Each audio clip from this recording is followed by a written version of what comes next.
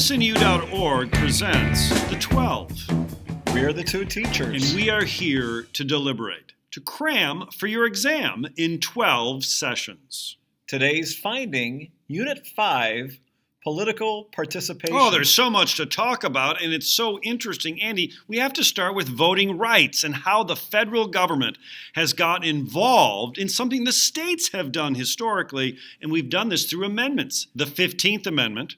Right, the 15th Amendment guarantees voting rights for former slaves. The 17th Amendment. The 17th Amendment allows for the direct election of the U.S. Senate. The 19th Amendment. That calls for women's suffrage. The 24th Amendment. The 24th Amendment gets rid of poll taxes officially. And the 26th Amendment. That allows 18, 19, and 20-year-olds to vote. Andy, we also talk in our classes about voting models and what precipitates, what motivates our votes. And we talk about rational voting, which deals with making an economic choice. I vote because it's in my best interest. We talk about retrospective voting, which is, man, the record of this political party is something that I believe in. I'm voting retrospectively.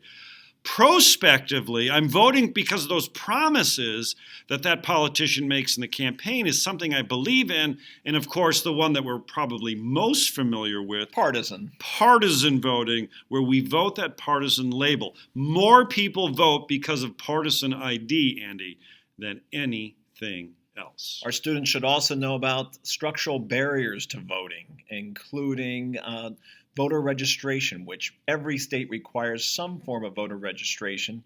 But even with people with high efficacy, that voter registration can be an obstacle. So there are structural barriers to voting. There's points of efficacy, but also just some of those demographic influences, Andy, those cultural characteristics that maybe we don't even have a lot of choice over. Gender, race, age, economics, where I live. People who are college graduates are more likely to vote than people who haven't graduated from college. So remember that voter registration rules, every state has them. Some states are more flexible with their voter registration. They allow for same-day registration. Some states are more restrictive, that you have to register, in some cases, 60 days before an election. Different elections have different turnouts. Andy, we know in presidential elections, in those general elections, the turnout tends to be higher. Compare that to a primary election where we choose our candidates, much lower. And even congressional elections where a president is not on the ballot, turnout is lower. And those congressional elections where a president's not on the ballot, remember that's called a midterm election.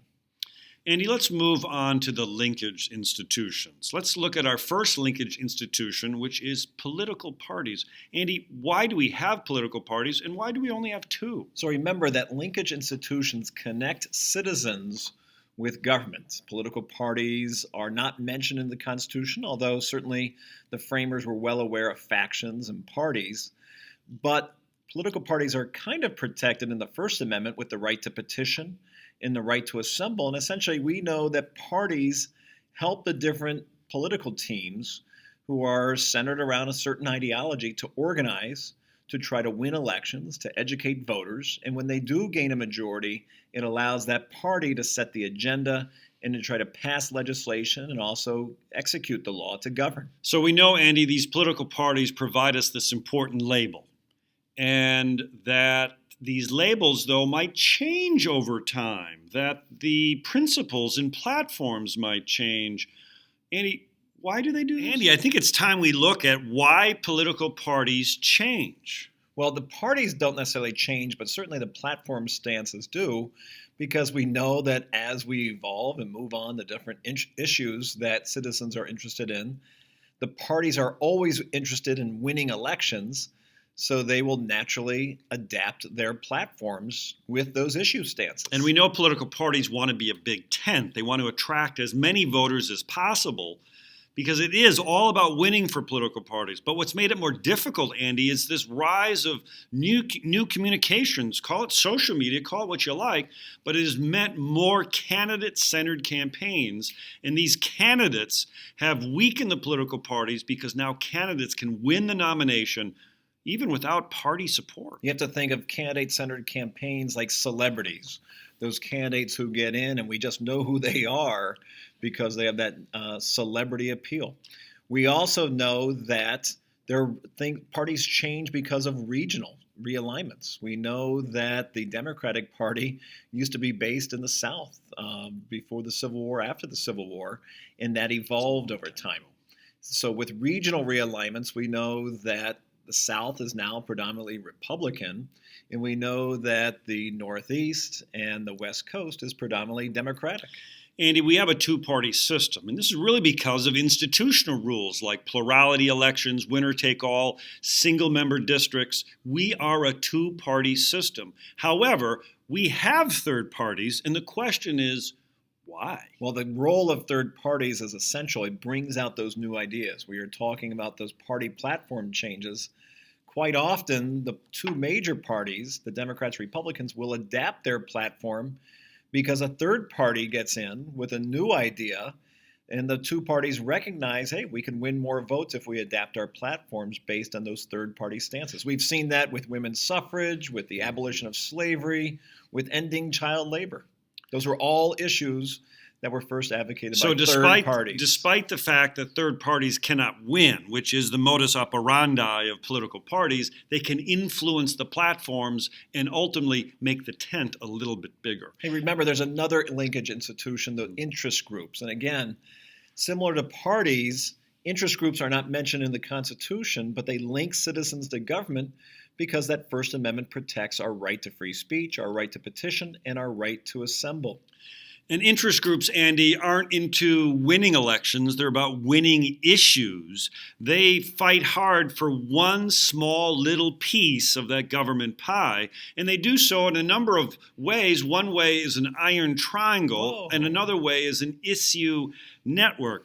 Almost the same, a little bit different. Iron triangles, the 3 points, are made up of this policy-making metaphor: a congressional committee, an executive branch agency, and an interest group. And if they all relate on the same issue, it's really hard to break that policy, hard to change that policy. We call that an iron triangle. An iron triangle typically features fewer interest groups. So when you have fewer interest groups participating, we call that elitism. And that contrasts with an issue network where you have many more interest groups fighting about really controversial policies that are difficult to come to a consensus about.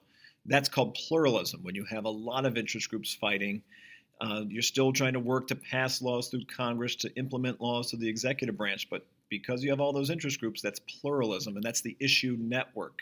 So issue networks, iron triangles, these interest groups, Andy, operate in a number of ways. We probably should know that vast majorities of our interest groups represent business interests. A lot of single issue interest groups out there, and they change the dynamic of our elections. So those single issues, whether it's gun rights or abortion rights, we know that increasingly Americans, in some cases, have become single-issue voters. But we also know that those interest groups are very aware of that free rider problem. They know that politicians are susceptible if they're voting for a policy that gives a free ride to interest groups or citizens who aren't necessarily paying taxes for the benefits of that policy. Well, let's not forget that interest groups often write legislation, and this influences the budget process. Listen, governments are about taxing and spending.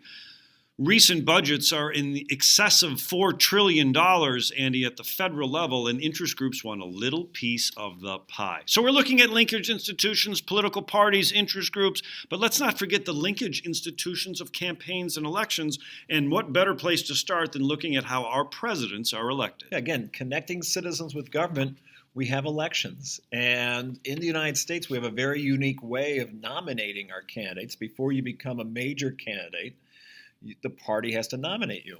Historically, we did this through small party actions in states or national party actions at a national convention. But these days, most states have adopted some form of a primary election where members of a political party can directly vote for that party's nominees to be the general election candidates. So we start with those front-loading states like Iowa running that little caucus early on, always first, where small groups of people come together and say, oh, I want this candidate or I want that candidate, sets the tone, builds some momentum. And then that first New Hampshire primary, these front-loaded states set the momentum of the nominating process. Andy, to win our presidency, you must win twice.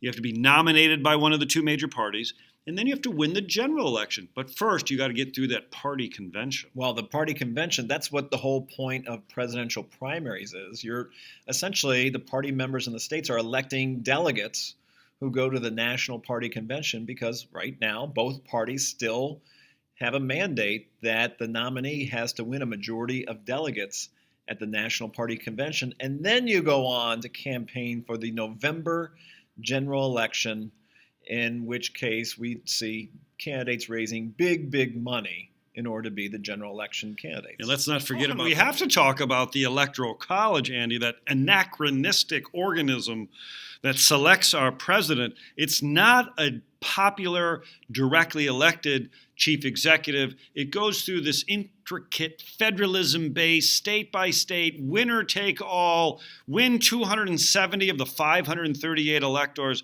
Andy, the Electoral College, it's still in place. Okay, Dan. How about congressional elections? Are they different from running a presidential election? So we know that typically a congressional election is obviously a much smaller population that you're getting the votes from. And we know that in midterm elections, when there's no president on the ballot, the turnout is significantly lower. A presidential election typically has turnout of over 50%. A midterm election typically has turnout of around 40% or less. But the congressional elections determine who gets the majority of the chamber of the Senate or the House of Representatives. And we know that the majority party out of the congressional elections controls and sets the legislative agenda. And it is similar, though, to running for president because you still need the nomination of your party and you still need to win in a general election. Andy, but campaigns have changed in our lifetime. The modern campaign, its requirement to have these consultants and a staff and a huge organization, which causes them to be much more expensive. And we know the cost of raising money for these elections is tremendous. And we also know that they last a long time because you have primary elections now, which again, we should emphasize, are accidental. There's nothing in the Constitution or federal law about these nomination I'm primaries. running for president 2028. You have candidates who literally will be running for president 18 months before the general election, which is tremendously expensive. And don't forget about those candidate-centered campaigns. Andy, one more linkage institution that we need to talk about, and that is the media. Well, the media is the links. Well, I think we should talk about campaign finance too, Dan. Money. The mother's milk of politics? Because you have campaigns that are so long. We don't like talking about the dark money. And you have to hire so many staff. You would need tremendous amount of money. Ever since the 1970s, the federal government has tried to restrict unlimited donations. Good luck. And they did that after Watergate to try to restrict unlimited. We call that hard money, when you cap the amount of money that an individual can give directly to a campaign.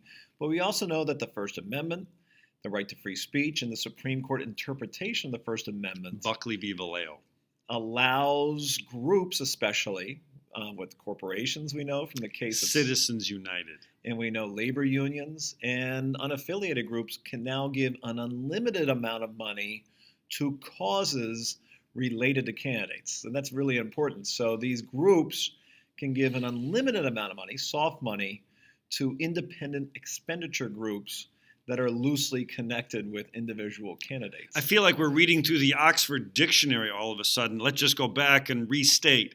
Hard money is money given directly to candidates.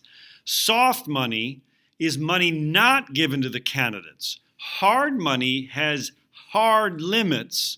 Soft money, no limits. Hard money is a PAC. Soft money is a super PAC. And just to add to that confusion, but in the end, it's kind of simple. When you pass laws like the Bipartisan Campaign Finance Reform Act of the early 2000s, That was meant to restrict money even more, especially soft money. And yet we see time and again the courts, especially the Supreme Court, have said that donating money is, in some cases, protected by free speech, which creates these giant loopholes for wealthy people to give and wealthy groups to give a lot of money. Okay, can we talk about media now? I mean, this is our last linkage institution to talk about, and boy, is it important. Andy, it's through the media that we learn about politics. Sure, it's where we get our information. And so this is a fundamental First Amendment requirement if we want a democracy that works. This is why we care so much about our media. If you want a democracy, you have to allow people to publish information that is sometimes critical of the government. That's a democratic individual liberty, protecting the First Amendment. We also know that the more the media pays attention to an election, like a presidential election, we know turnout inevitably goes up in those elections as it gets more media attention. But what do we get in our media instead of all this information? Well, sometimes. We get horse race journalism. Because elections are complicated, journalists continuously look to try to simplify a complicated story, and they usually do that with sports metaphors, and we call that horse race journalism. Where they just cover who's winning. Hey, Trump's ahead today, but he might be behind tomorrow. Why? But we know, Andy, how the media's changed. I don't even like calling it the media anymore. I call it the Udia. Elites used to control the gatekeeper role. The elites gave us what topics we should be talking about. But now it's through YouTube and Instagram and Twitter and Facebook and Pinterest and who else knows? Wow, they determine the stories. And as we've seen different choices in the media, we know that many of those choices are ideologically driven. Oh, boy. We know that you can now turn to reliably liberal media sources, just like you can turn to reliably conservative media resources, which is kind of similar to how newspapers started in this country, Dan. Because remember, when newspapers started, they tended to be very biased. It's hard to know what's true anymore, unless, of course, you're listening to the two teachers. We're the two teachers. No fancy words. No fancy suits. Plain talk that's trustworthy about issues you need to know. Just in time.